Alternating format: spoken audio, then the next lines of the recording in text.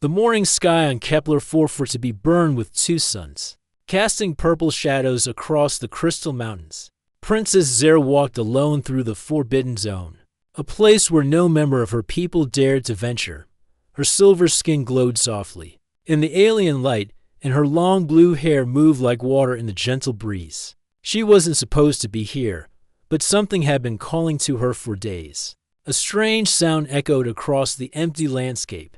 It was different from anything she had ever heard, mechanical, harsh, and definitely not from her world. Curious and a bit frightened, Zera climbed over the glowing rocks toward the source of the noise. What she found would change everything. There, crashed into the side of a crystal cliff, was a metal ship unlike anything from her planet. Smoke poured from its broken hull, and strange symbols covered its surface. Zera had heard stories about creatures from other worlds, but her father, the Emperor, had always said they were just myths told to frighten children. As she moved closer, she heard something that made her heart race. A weak voice calling for help. The sound came from inside the damaged ship. Every lesson she had learned, every rule of her people, told her to run away and report this to the authorities.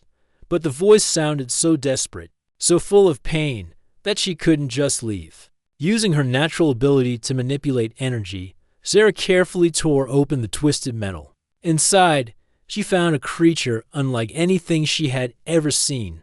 It had pale pink skin, short dark hair, and was much smaller than her people. Blood covered its strange clothing, and its breathing was shallow and painful.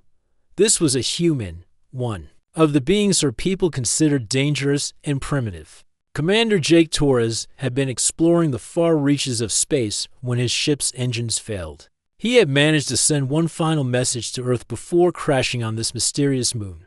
Now he lay dying, thousands of light years from home. Zera knew she should leave him to die. That's what any loyal citizen of her empire would do. Humans were forbidden, considered a threat to their pure civilization. But as she looked at Jake's face, twisted in pain, she saw something that surprised her. Despite his different appearance, she could sense emotions radiating from him that felt familiar: fear, loneliness, and a desperate will to survive. Against everything she had been taught, Zera made a choice that would change both their worlds. She placed her glowing hands on Jake's chest and began the healing process. Her people had perfected over thousands of years. Energy flowed from her body into his, mending broken bones, healing cuts, and bringing him back from the edge of death. The process took hours and left Zera exhausted. When Jake finally opened his eyes, he found himself staring at what looked like an angel. Zera's silver skin seemed to glow from within, and her large violet eyes held a kindness he had never seen before. For a moment, he wondered if he had died and gone to some kind of heaven. "Don't be afraid," Zera said, her voice like music. To Jake's amazement, he could understand her perfectly, even though she wasn't speaking English. The healing process had created a mental connection between them, allowing them to share thoughts in language. Jake tried to sit up, expecting pain, but found that his body felt better than it had in years. What are you?" he whispered. "I'm Zera," she replied simply. "And you are human. I saved your life, though I'm not sure why." Over the next few days, Zera hid Jake in a cave deep in the Forbidden Zone. She brought him food and water, and slowly they began to learn about each other's worlds. Jake told her about Earth, about blue oceans and green forests, about cities full of people, and about humanity's dream of exploring the stars. He showed her pictures on his damaged tablet, and Zera was amazed by the beauty of his home planet. In return, Zera explained her world to Jake. Her people, the Ethereals, lived in harmony with the energy of their planet. They could manipulate light and matter with their minds, had no need for machines, and lived for thousands of years. Their society was peaceful but rigid, with strict rules about purity and tradition. "Why did you save me?" Jake asked one evening as they watched the twin suns set behind the crystal peaks. Zera was quiet for a long moment. "I don't know," she admitted. "When I saw you dying, something inside me said it was wrong to let you suffer. My people believe humans are dangerous and primitive, but you don't seem that way to me." Jake laughed, but not with humor. "Maybe your people are right. We've spent most of our history fighting wars and destroying our planet. I'm just a soldier who got lost trying to find new worlds for us to live on. But you're also someone who risks his life to help his people find a better future," Zara pointed out. "That doesn't sound primitive to me." As the days passed, their conversations grew deeper. Zara was fascinated by human emotions, the way Jake could feel joy and sadness so intensely, how he made decisions based on his heart rather than just logic. Jake was amazed by Zara's abilities in the advanced civilization she described, but even more impressed by her kindness and curiosity. Neither of them realized that their time together was creating something unprecedented. The mental connection formed during Jake's healing was growing stronger each day. They were beginning to share not just words, but feelings and memories. It was a bond that had never existed between their species before. One night, as they talked under the alien stars, Jake reached out and gently touched Zara's glowing hand. The contact sent waves of energy between them, and for a moment, they could feel each other's thoughts completely. It was terrifying and wonderful at the same time. "This is impossible," Zara whispered, pulling her hand away. "My people don't form connections like this. We're taught that individual emotions are dangerous." "Maybe that's why it feels so right," Jake said softly. "Sometimes the best things in life are the ones we're not supposed to have." But their secret meetings couldn't last forever. Back in the Crystal City, Zara's absence was being noticed. Her betrothed, Prince Kevin, was asking questions about her strange behavior. Her father, Emperor Thomas, was growing suspicious. And somewhere in the palace, there were those who would do anything to keep their civilization pure, even if it meant destroying any trace of human contact. As Zara prepared to leave that night, she turned back to look at Jake one more time. Neither of them spoke, but both knew that their lives had changed forever. She was no longer just a princess following the rules of her people, and he was no longer just a lost explorer trying to find his way home. They were two beings from different worlds who had found something precious together: understanding, friendship, and the beginning of something that might be love. But they were also standing on the edge of a dangerous path that could destroy everything they cared about. The Forbidden Zone had become their sanctuary. But soon the real world would intrude, and when it did, they would have to decide what they were willing to sacrifice for each other, and whether love could truly bridge the gap between the stars. 3 weeks had passed since Zara first found Jake in the wreckage of his ship. What started as secret visits to check on his recovery had become something much deeper. Every day, she found excuses to slip away from the Crystal Palace and meet him in their hidden cave. Jake was learning to control small amounts of energy, something Zara thought was impossible for humans. She would place her hands over his and guide the glowing light between their fingers. The first time he managed to create a tiny spark on his own, they both laughed with pure joy. "I can't believe I'm doing this," Jake said, staring at the soft blue glow coming from his palm. "Back on Earth, they'd think I was some kind of wizard." "Your people don't have these abilities?" Zara asked, genuinely surprised. "Not at all. We use machines for everything.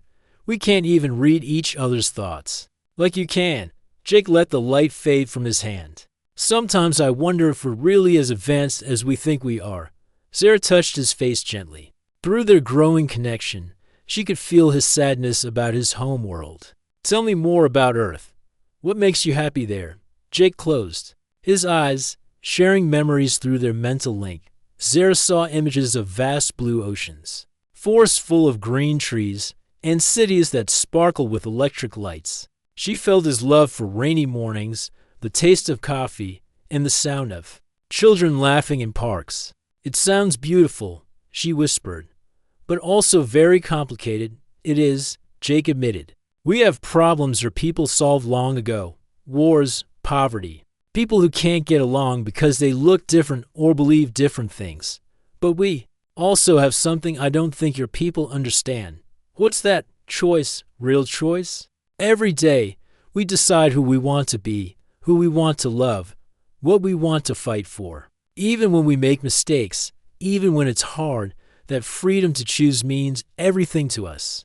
Zara went quiet. In her world, everything was planned from birth. Who you would marry, what job you would have, even what you were supposed to think. About most things, she had never questioned it before. But listening to Jake made her wonder what it would be like to make her own decisions. One evening, as they watched the twin suns set, Zara finally told Jake the truth about the missing human ships. Her voice shook as she explained how her people had been destroying Earth's exploration vessels. For decades, they're afraid, she said, tears glowing silver on her cheeks. Afraid that humans will contaminate our pure way of life. Every ship that's come here has been eliminated. Jake felt anger rise in his chest. But when he looked at Zara's face, he saw she was as hurt by this truth as he was. How many ships? He asked quietly. 7, over the past 50 years. Your mission was supposed to be the 8th. She looked down at her hands. I'm sorry, Jake. I'm so sorry my people did this. For a moment, Jake didn't know what to say.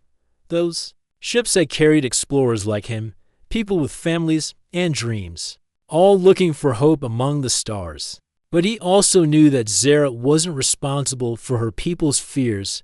You saved me, he said finally. That's what matters now. Their conversation was interrupted by a distant sound, the hum of ethereal flying vehicles. Approaching, Zara's eyes went wide with fear. Someone's coming.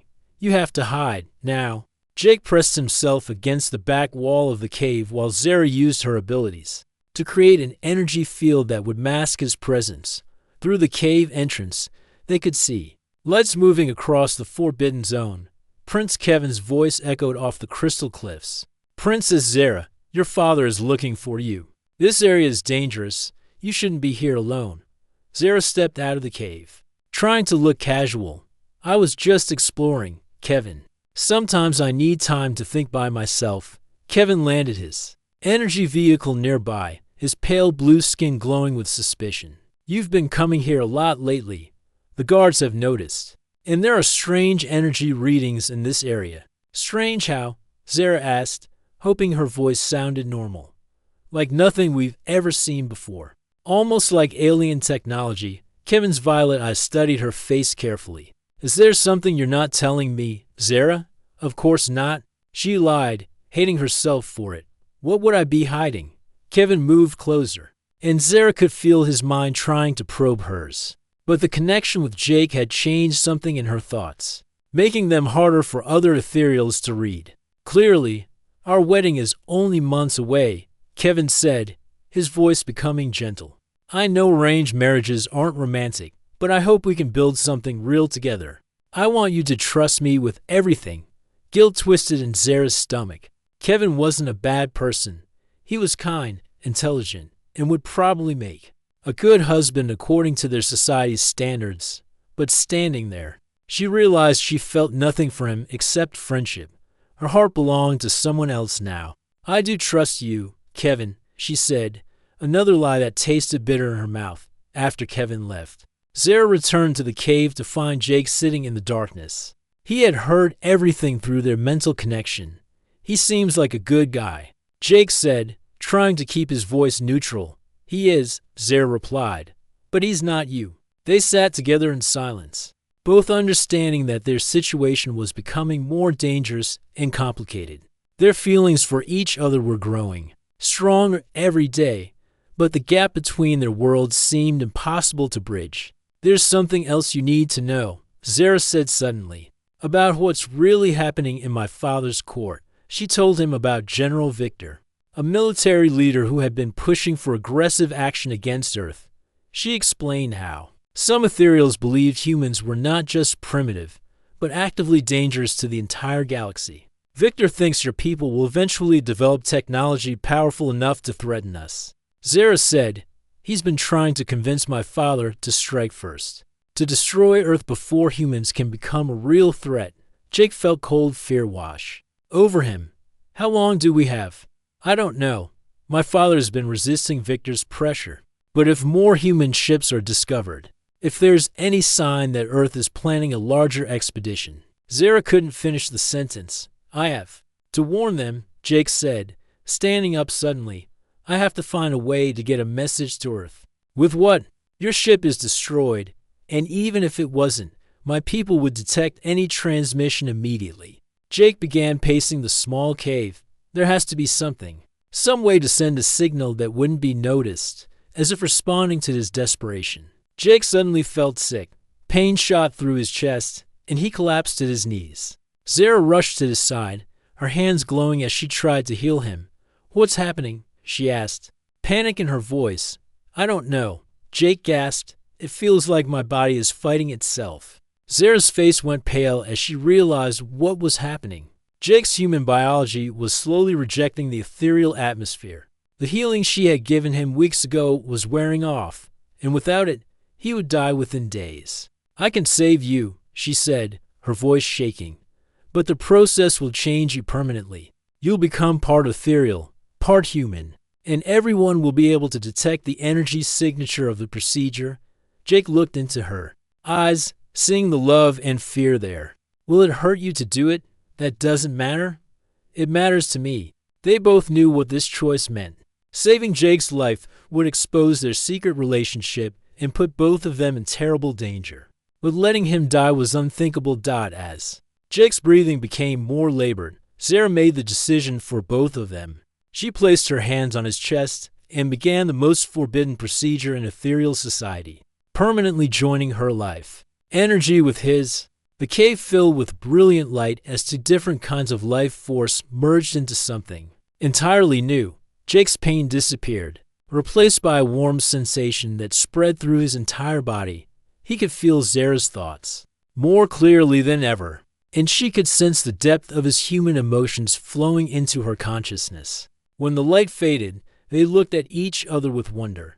Jake's eyes now held flecks of violet, and his skin had a subtle glow. Zara's silver complexion had taken on warm undertones that made her seem more human somehow. They had saved Jake's life, but they had also created something that had never existed before, a true hybrid of their species. And somewhere in the Crystal Palace, sensors were already detecting the impossible energy signature of what they had done. Their secret was about to be revealed, and the consequences would shake both their worlds. The energy wave from Zara's forbidden procedure rippled across the entire planet, like a stone thrown into still water. In the Crystal Palace, alarms began sounding in the science chambers. Energy sensors that had remained silent for centuries suddenly blazed with impossible readings. Dr. Luna, the palace's chief scientist, stared at her displays in disbelief. "This can't be right," she whispered to her assistant. "The readings show a complete biological fusion between two different species. That should be impossible." Within minutes, the readings had reached General Victor's office. The military commander's face twisted with rage as he realized what the energy signature meant. Someone had violated the most sacred law of their civilization. They had bonded with an alien being. "Find the source of this signal immediately," Victor commanded his troops, "and bring me whoever is responsible." In the Forbidden Zone, Zara and Jake were still recovering from the transformation. Jake felt stronger than ever before, but also different in ways he couldn't fully understand. Colors seemed brighter, sounds were clearer, and he could sense the energy flowing through all living things around them. "We have to run," Zara said, her face pale with fear. "They'll be coming for us soon." "Where can we go?" Jake asked. "This is your world, not mine." Before Zara could answer, the sound of approaching vehicles filled the air. Dozens of crystal ships surrounded their hiding place, and armed guards began rappelling down from the sky. "Princess Zara," shouted Captain Ray, the head of palace security, "come out immediately. You are under arrest by order of Emperor Thomas." Zara squeezed Jake's hand one last time. "Remember that I love you, no matter what happens." They stepped out of the cave together, and the guards' faces showed shock and disgust when they saw Jake's transformed appearance. His hybrid nature was impossible to hide now. The violet flecks in his eyes and the subtle glow of his skin marked him as something that shouldn't exist. Prince Kevin stood among the guards, his face a mixture of hurt and betrayal. "How could you do this, Zara? How could you throw away everything we are for this creature?" "His name is Jake," Zara said firmly, "and he's not a creature. He's someone I care about more than my own life. You've contaminated yourself. Kevin spat. You've contaminated our entire bloodline. Do you have any idea what you've done? The guards separated them roughly. Jake tried to fight back, but he was still learning to control his new abilities. Energy crackled around his hands, but before he could use it, the guards hit him with a stunning weapon that left him unconscious. No, Zara screamed, trying to reach him, but more guards held her back. The journey back to the Crystal Palace was a nightmare. Zara was locked in an energy cage while Jake was chained in a separate transport. Through their mental connection, she could feel his pain and confusion as he drifted in and out of consciousness. The entire city had turned out to watch their arrival. Ethereals lined the crystal streets, some curious, others angry, all of them staring at the impossible sight of their princess bonded to an alien. Children hid behind their parents. Frightened by Jake's strange appearance, Emperor Thomas waited. In the great throne room, his face carved from stone, Zara had never seen her father look so disappointed and angry. Beside him stood General Victor, barely containing his satisfaction at being proven right about the human threat. Daughter, the Emperor said, his voice echoing in the vast chamber. Explain to me how you have brought such shame upon our family and our people. Zara lifted her chin defiantly. I saved someone's life, Father. I thought that was what our people value most, compassion and the protection of life. You saved the life of a creature that doesn't belong in our world, Victor interrupted. A member of a species that threatens everything we've built here. Jake isn't a threat. Zara insisted. He's kind, brave, and intelligent. If you would just listen to him, you'd see that humans aren't what you think they are. The Emperor gestured, and guards brought Jake forward. He was awake now but weak from the stunning weapons. When he saw Zara, relief flooded his face, followed quickly by determination. Your Majesty, Jake said, struggling to stand straighter. I know my presence here violates your laws, but I never meant any harm to your people or your world. You speak our language, the Emperor noted with surprise. The bonding process allowed us to share knowledge, Jake explained. I can understand you, just as Zara can now understand human thoughts and emotions in ways she never could before. General. Victor stepped forward. This proves how dangerous the contamination has become.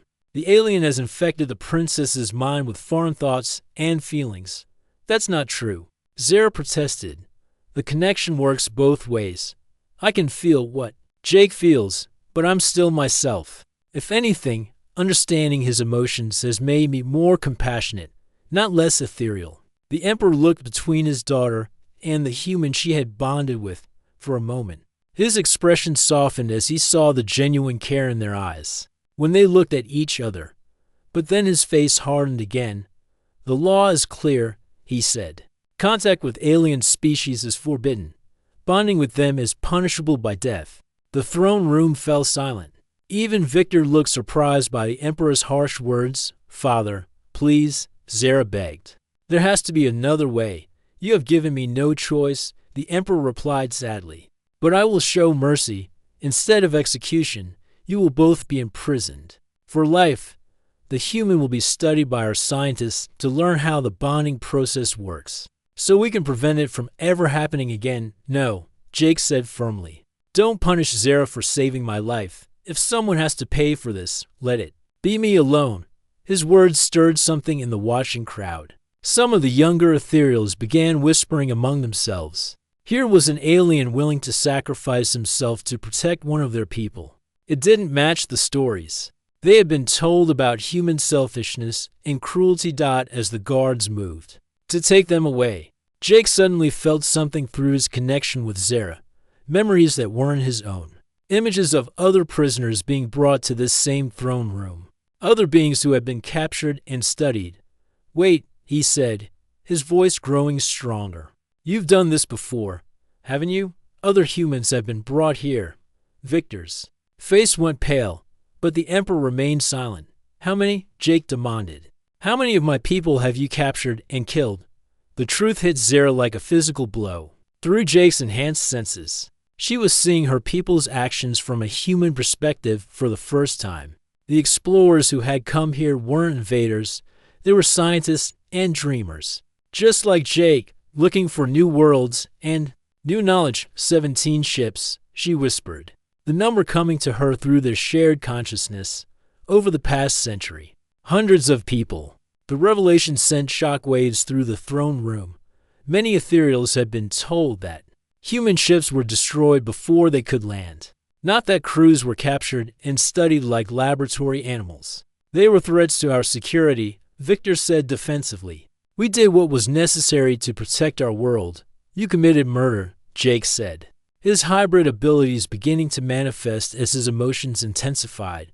Energy crackled around him, and his eyes glowed brighter. Those people had families, dreams, lives that mattered. They weren't threats, they were explorers. Young Prince Alex, the Emperor's nephew, stepped forward from the crowd. Uncle, is this true? Have we been killing innocent beings all this time? The Emperor looked uncomfortable for the first time. Victor, perhaps you should explain your methods to the court, but Victor was already moving toward a wall panel, his hand hovering over what looked like a communication device. While we waste time with this trial, more human ships could be approaching. I've taken the liberty of preparing a preventive strike against Earth itself. The throne room erupted in chaos. Zara screamed in horror while Jake felt rage and desperation flood through their connection. The thought of his home world being destroyed, billions of innocent people dying, was more than he could bear. You can't, Jake shouted, his hybrid powers fully activating now. Light poured from his body as he broke free from his restraints. Earth doesn't even know this planet exists. They're not planning any invasion. But Victor's hand was already moving toward the activation switch. The human threat ends today, he declared. What happened next surprised everyone, including Jake himself.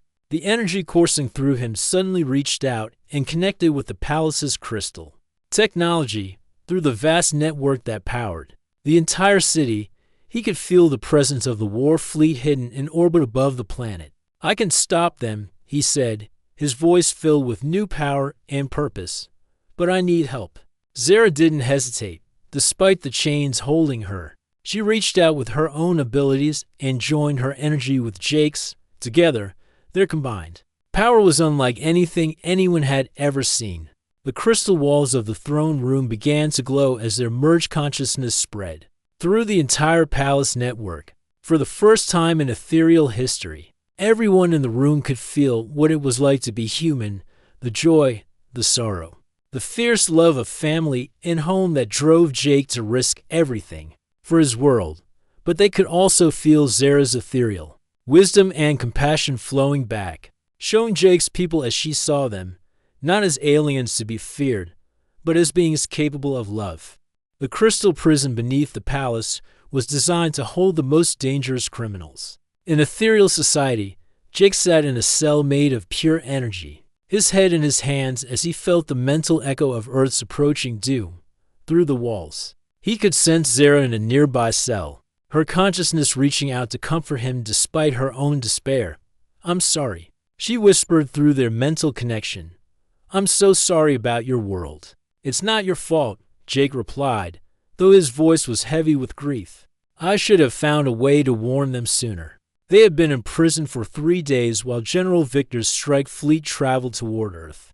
According to Jake's calculations, his home planet had maybe 18 hours before the attack began. 18 hours for billions of innocent people who had no idea what was coming. The sound of footsteps echoed through the prison corridor. Jake looked up to see an unexpected visitor, Lucy, Zara's personal servant, carrying a tray of food. The young ethereal's silver skin was pale with fear, but her violet eyes burned with determination. Princess, Lucy whispered as she approached Zara's cell. I felt what you shared with the court. The connection you made with the human. It showed me things I never understood before. Lucy, you shouldn't be here, Zara said urgently. If they catch you talking to us, I don't care, Lucy replied, her voice stronger now. What I felt through your bond, the love, the hope, the way humans fight for each other. It was beautiful, nothing like what they taught us to believe. She glanced around nervously, then pressed a small crystal device against Zara's energy barrier. This will weaken the prison field for exactly 60 seconds. Other people felt the connection too. Princess, not everyone agrees with what General Victor is doing. What do you mean? Jake asked, moving closer to his own barrier. There's a group of us, mostly younger ethereals, who were touched by your shared experience. We call ourselves the Unity Movement.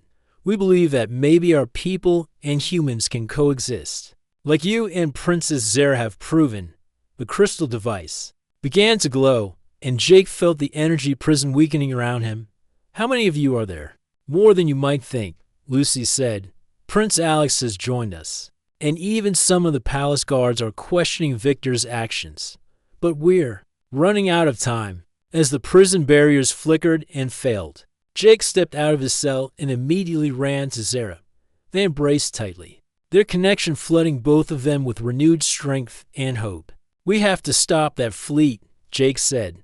But I don't even know where Victor launched it from. I do, came a voice from the shadows. Prince Kevin emerged from behind a pillar, his face grim but determined. I helped design the hidden launch facility. I know exactly where it is. Zara stared at her former fiancé in surprise. Kevin, but you hate what I've done. You called Jake a creature. Kevin's expression was pained. I was hurt and jealous. But when you shared that connection with the court, I felt what real love looks like. What you and Jake have together is something I never could have given you. He paused, looking directly at Jake, and I felt what it's like to love a home world. So much you die for it. I can't let Earth be destroyed, even if it means betraying my own people. Lucy handed them communication devices and energy weapons. The Unity Movement has people positioned throughout the palace. We can get you to the launch facility, but once you're there, you'll be on your own. What about the Emperor? Zara asked. Does he know about the rebellion? Your father is conflicted, Kevin explained. He never wanted to destroy Earth, but Victor convinced him it was necessary for our security. Some of us think that if we can stop the fleet and prove humans aren't a threat, the Emperor might listen to reason. They made their way through hidden passages that Lucy and the other rebels had scouted. Along the way, they encountered other members of the Unity Movement, young scientists, palace workers, even a few guards who had been moved by the human ethereal. Connection. Dr. Luna, the chief scientist, was waiting at one of the passage exits. Princess, I've been studying the energy readings from your bonding procedure. What you and Jake accomplished shouldn't be possible according to our understanding of biology. What do you mean? Jake asked. You've created something entirely new, a consciousness that bridges to different species. But more than that, you've proven that our people can share thoughts and feelings with humans without losing our own identity. Luna's eyes were bright with excitement. This could change everything we believe about alien contact. Only if we can stop Victor's fleet, Zara reminded her. Luna nodded grimly. I've calculated the trajectory. The strike force will reach our solar system in 14 hours. Once they're within range of your planet, the attack will be unstoppable. The hidden launch facility was built into a massive crystal mountain. Outside the city, as they approached, Jake could feel the residual energy signatures of the ships that had departed from here. The facility was massive, clearly designed for major military operations. The control center is at the top of the mountain, Kevin explained, but it's heavily guarded, and Victor has his most loyal troops stationed there. What about the ships that are still here? Jake asked, noticing several ethereal vessels in the launch bays. Fast scouts, mostly. Nothing powerful enough to catch up with the main fleet. Kevin paused, but there might be one option. The experimental communication array Victor was developing. It can send messages instantly across any distance using quantum energy. Jake's hybrid abilities were growing stronger, and he could sense the massive communication device buried deep in the mountain. If I could reach that array, I might be able to send a warning to Earth. The energy required would be enormous, Lucy warned. It could kill you? Then we'll do it together, Zara said firmly. Our combined abilities are stronger than either of us alone. As they made their way into the facility, alarms began sounding throughout the complex. General Victor's voice echoed from speakers built into the crystal walls. Attention all personnel. The prisoners have escaped with the help of traitors among our own people. Anyone found assisting them will be executed immediately. So much for the subtle approach, Kevin muttered. They fought their way through corridors filled with Victor's loyal troops. Jake's hybrid powers allowed him to disable energy weapons with a touch, while Zara used her abilities to create barriers and confusion among their enemies. The Unity Movement rebels who had infiltrated the facility helped where they could, but they were vastly outnumbered. The communication array is just ahead. Kevin shouted over the sound of energy weapons firing. But Victor's they're waiting for. You? They burst into the main control room to find General Victor standing beside a massive crystal formation that pulsed with quantum energy. His face was twisted with rage and hatred. Did you really think you could stop me? Victor snarled. Even if you send your warning, Earth's primitive technology can't stand against our fleet. Your world will burn, human, and our people will finally be saved from your kind. Our kind isn't the threat here, Jake replied, stepping forward with energy crackling around his hands. You're so afraid of change, so terrified of losing control, that you're willing to commit genocide. I'm protecting our civilization from contamination. Victor shouted back. You're destroying the best part of it, Zara said, moving to stand beside Jake. Our people used to value compassion and understanding. You've turned us into something we were never meant to be. The battle that followed shook the entire mountain. Victor's military training and advanced weapons made him a formidable opponent.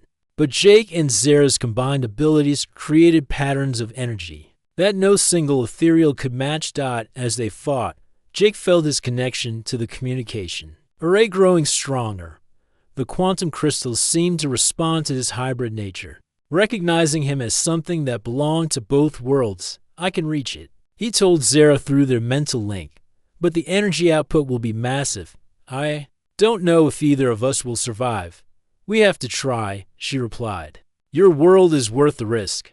Together, they reached out with their combined consciousness and touched the heart of the communication array. Instantly, Jake felt his awareness expand across the galaxy. He could sense Earth in the distance, could feel the familiar energy patterns of his home world. With all his strength, he sent out a desperate warning.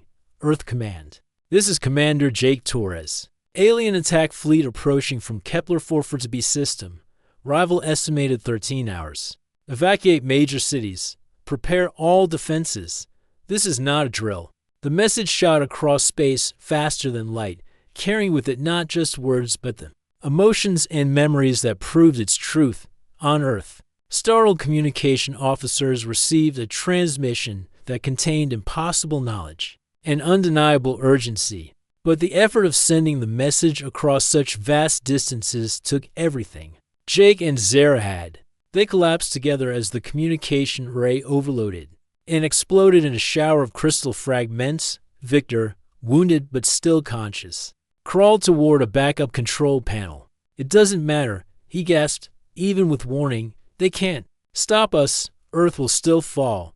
Maybe, Jake whispered, holding Zara's unconscious form in his arms.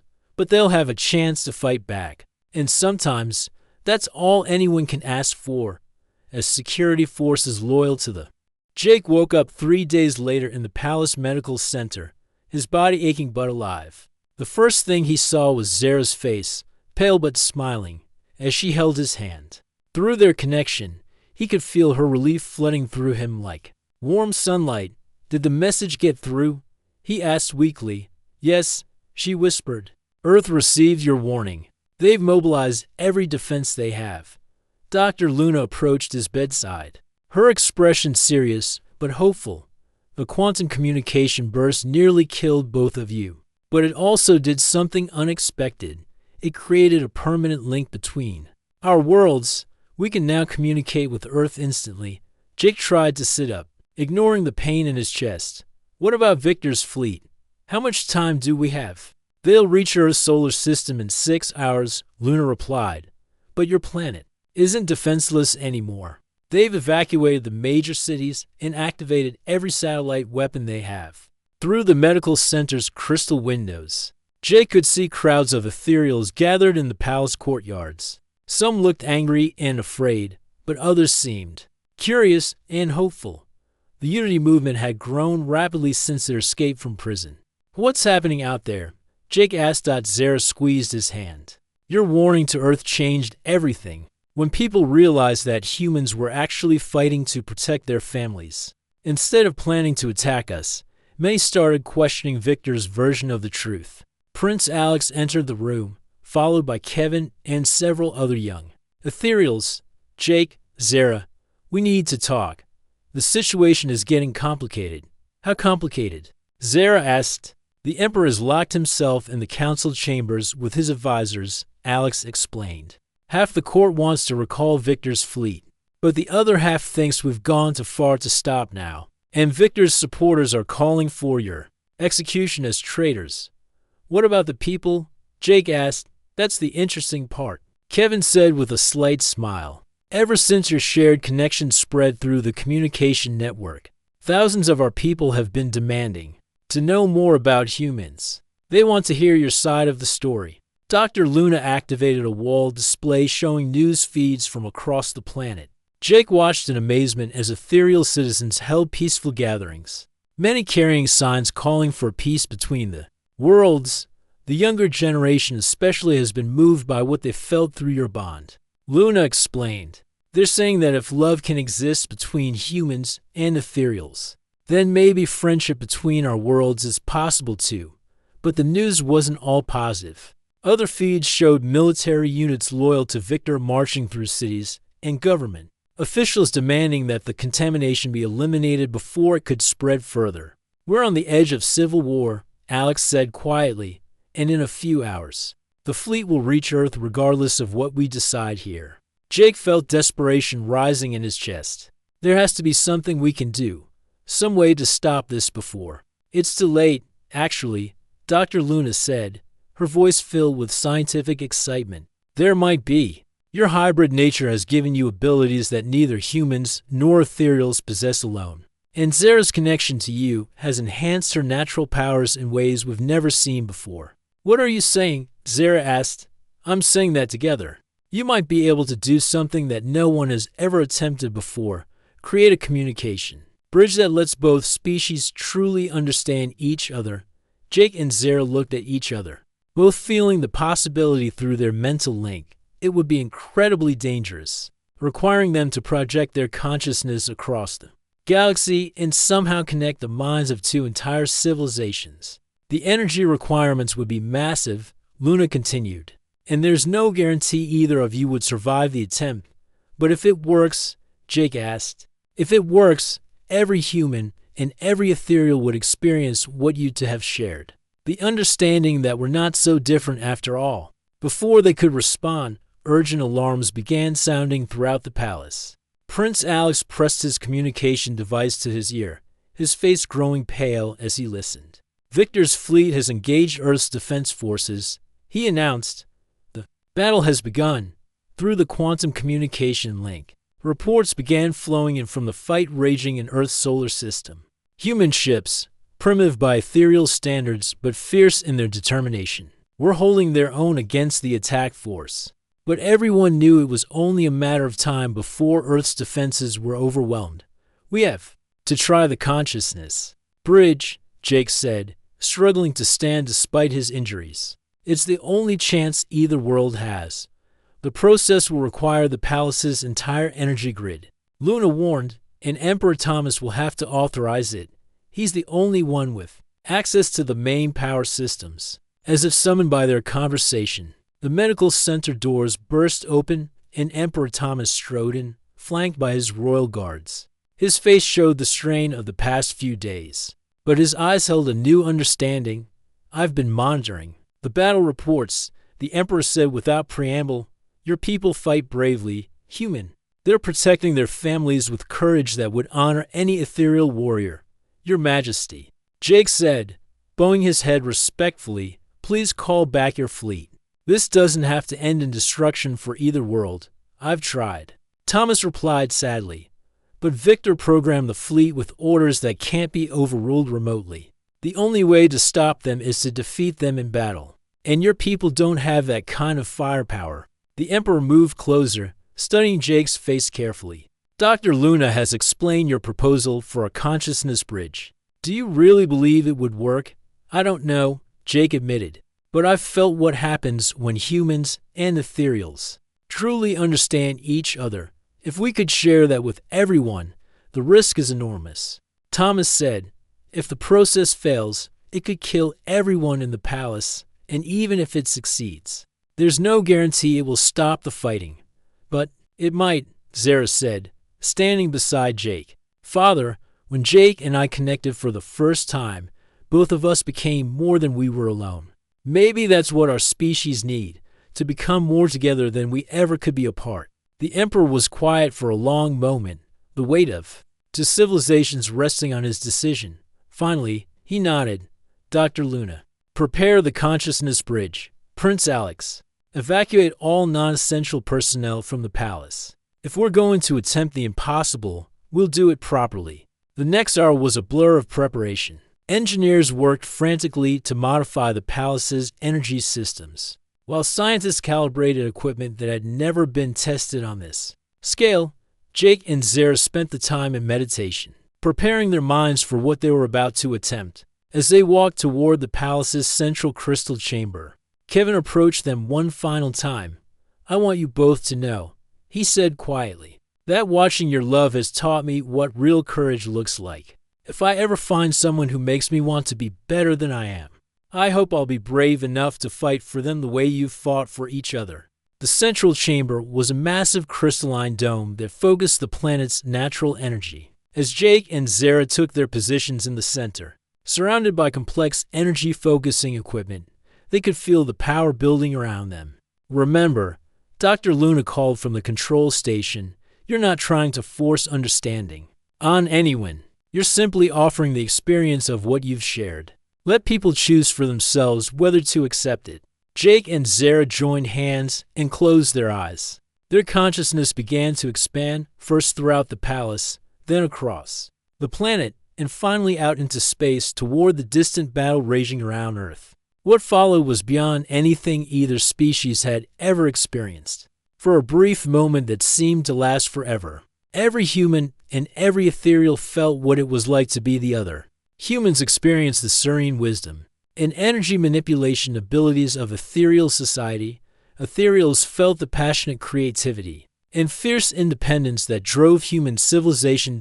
In the space battle, ethereal ship commanders suddenly understood that the primitive beings they were fighting were parents defending their children, explorers protecting their dreams, ordinary people showing extraordinary courage. On Earth, human pilots felt the deep sadness and confusion of ethereal crews who had been told they were preventing a future war.